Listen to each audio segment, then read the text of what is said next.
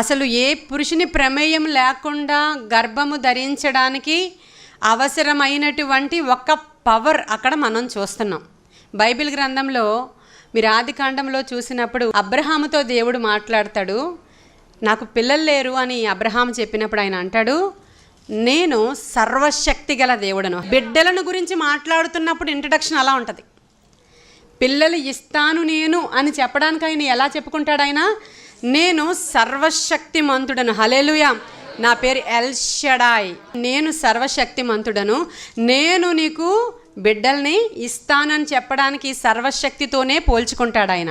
సర్వశక్తిమంతుడకు దేవుడు కనని గర్భాన్ని కనేట్టుగా చేయడానికి, వయసుడిగిపోయినటువంటి వారి యొక్క గర్భంలో గర్భఫలాన్ని దయచేయడానికి, అసలు లేని దాన్ని ఉన్నట్టుగా పుట్టించడానికి సర్వశక్తుని యొక్క పవర్ చాలినది అని బైబిల్ చెప్తుంది.